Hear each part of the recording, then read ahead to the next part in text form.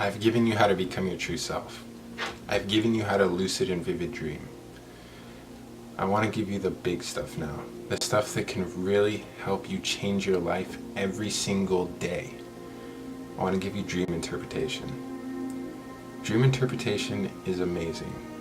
The reason I gave you lucid and vivid dreaming was because that just helps you become more engaged with the behind the scenes.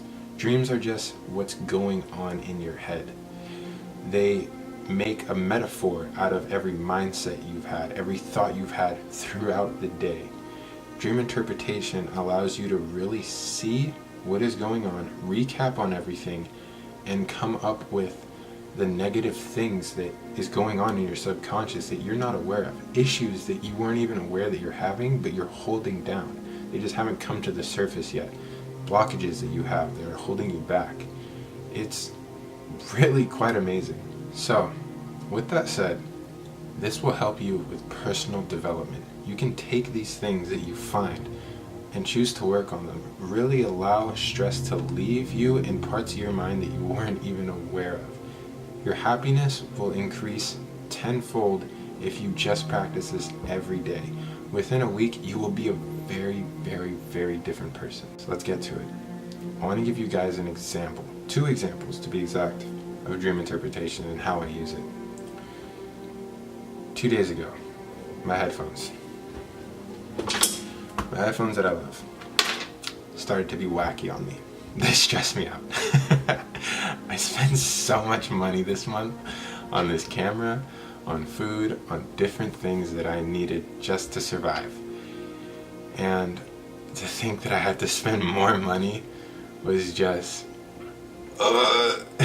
it was not a thought I wanted to even have present in my mind. I was expecting to just save the rest of my paycheck until the next one, because I still have rent coming.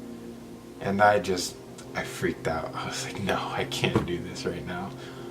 But I understand how much I use my headphones and how much I need them to keep doing what I'm doing.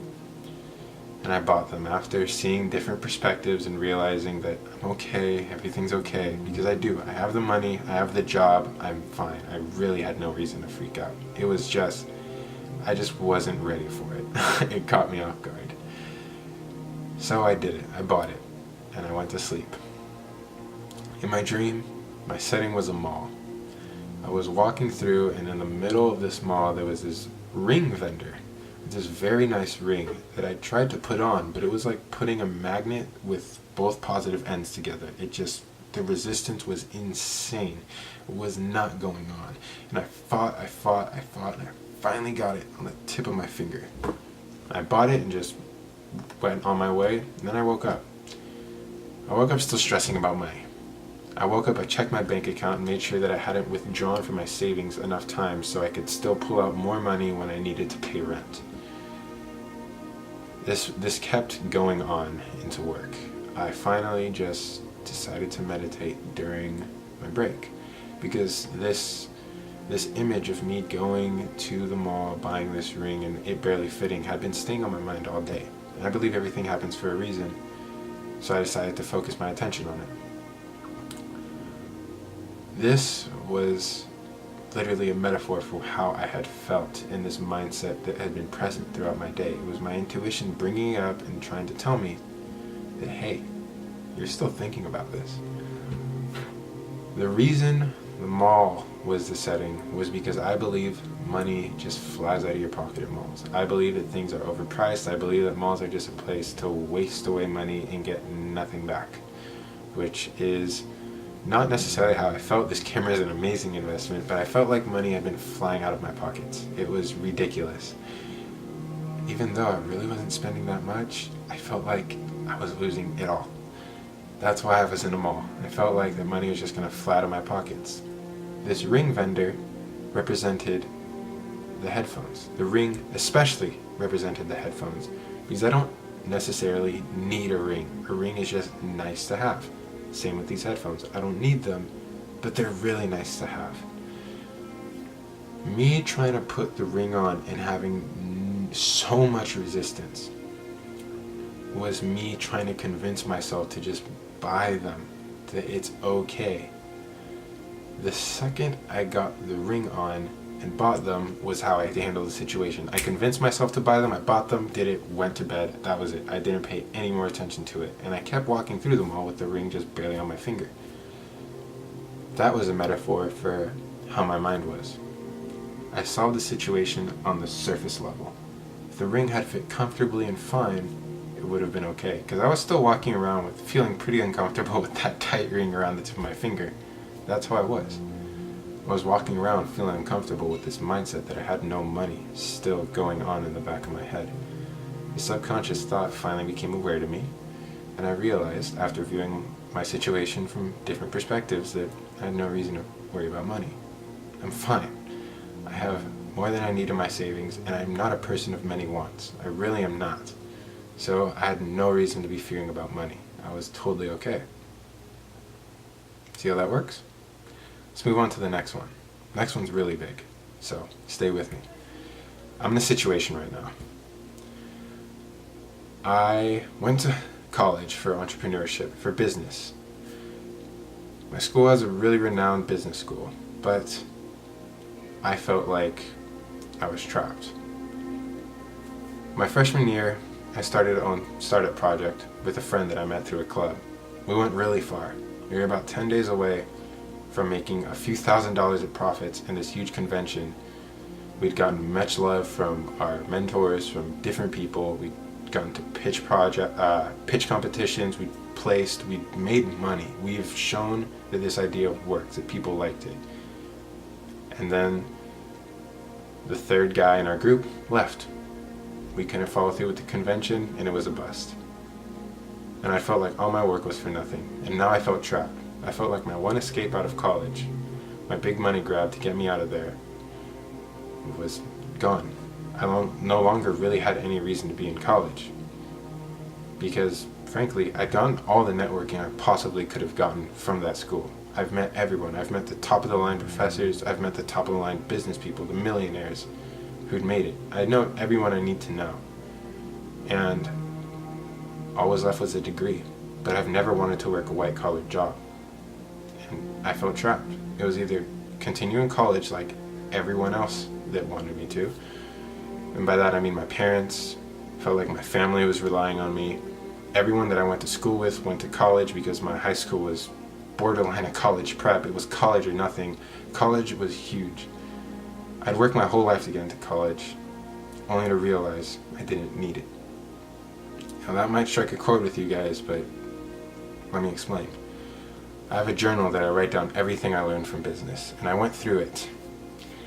And every technique I learned from business was all by myself. None of it was from school. And I felt like I really needed to leave, because it was either I graduate with this degree in marketing, which was going to be my next option, and I'm going to be probably $200,000 in debt, but I have a potential at a full-time paying job, which I already have right now. Or I could drop out and have more time and just do what makes me happy without a care in the world, which is how I believe people should live.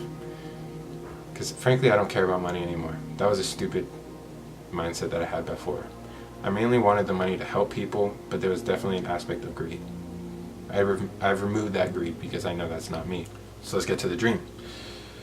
In the dream, I was in this bathroom, the downstairs bathroom of my old childhood house. In this house, this bathroom was the only one without a window, and it was extremely dark if you turned off the lights. It was really, really scary. But it's small. The door was probably 6, 7, let's say like 10 feet. I doubled the height, the distance. 10 feet away from one side to the other. I was on the side opposite from the door. There were 3 moths in the room, and they were flying, back to back. Well, 2 of them were flying. One was stationary on the wall. I remember looking at the one on the wall and saying like, oh, it's beautiful, but being so terrified of the other 2. I'm still scared of the other one, but I'm mainly worried about these 2. And the door was all I wanted. It was easy. It was a streamlined way to the door. Yet I was the one psyching myself out. I woke up and I really didn't understand, but I still remember what happened the past 2 days, and I knew that I needed to interpret this dream now. I dove straight into a meditation. Finally brought the dream to my attention, and I realized that this was a huge metaphor for my life that I felt right now. The bathroom was me feeling trapped. There was no way out except this door. The only option I had given myself for this situation was this. It was a do or die. I needed to go through this door. This door was me leaving. This door was me dropping out. It was scary, but it was right there. But I wasn't necessarily scared of that. I'm not scared of dropping out. I was scared of everyone else. I was scared of what they were going to say, these opinions. 3 moths were important. I'm mortified of moths. There's a moth in the room. I'm not in that room. I'm gone. I am on the other side of the world. I don't like moths. But these 3 moths represented the past 3 people I've talked to. Very powerful people. A business school advisory person. Really knows her job, but she was biased towards me staying in school. The professor of entrepreneurship at the university that I go to, a very, very powerful woman who advised me to stay in school. And then the third guy was someone who I'd met through the startup community. He was 9 months away from graduating, and he thinks about dropping out every single day because he doesn't see the worth in school. He's an entrepreneur as well, but he's still having trouble getting off the ground. So he doesn't want to leave because he feels that he's so far in that he can just get the degree and call it good and then work on what he wants to do. He was the moth that was on the wall, the one that wasn't really affecting me, but I was still worried about triggering and having it attack me. The 2 moths flying back and forth were the professor and the advisor. Now, I'd given so much power to these opinions that I was completely frozen in fear in this dream. But my intuition was there in this dream. I really just wanted to go. I really just wanted to go from one side to the other. I knew I could make it to the door easily, but I was so scared of being touched by these moths that these moths would notice me, what I was doing, and go at me. That's what I was scared of. These opinions that I'd given so much power to, I was so scared of what these people were going to do when they noticed what I was about to do. But I realized that these opinions can't touch me if I don't give them any power. If I didn't give the moss any power, I would have easily just walked those 10 feet and gone to where I wanted to and just kept going without a care in the world. That's how I should have handled the situation. And that's what I did. I meditated and looked at this through many different perspectives and realized that I'm fine. These opinions are nothing. I don't have to do anything to make these people happy. I need to make myself happy because in the end, that's what matters. I believe that you can be happy, but be happy without hurting others. Me leaving college isn't going to hurt anyone. Sure, people will feel disappointed, but who are they to be so focused on my life, on what I'm doing? Why are they trying to focus so much on me? That was a question I had to ask myself and realize they're not. No one's focusing on me. I'm focusing on me, thinking that others are focusing on me. That was my flaw in my perspective. I changed it and realized it's not a big deal. I'm fine.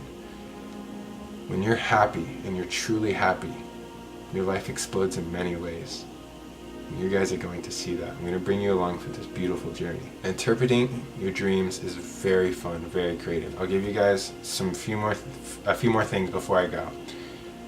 If you feel like you're in a situation that you're stuck, you're going to be in areas where you can't leave. If you feel like your life is the same repetition all the time, you're going to have dreams where you're doing what you do during your waking life.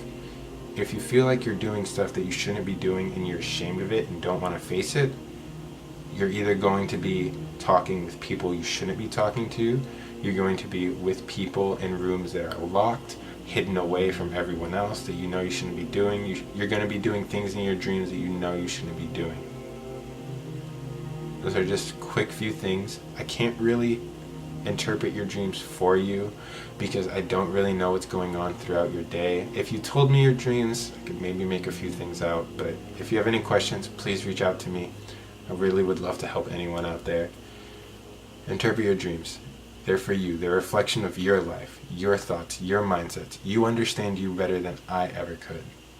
Please, take the time out of your day and interpret your dreams after using my vivid and lucid dreaming technique to really help engage. I love you guys. I hope this helps. This is really fun. Use this. Make a game out of it. Personal development is the most amazing thing you can do.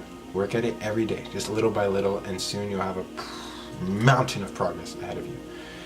Oh, I love it. It's so exciting.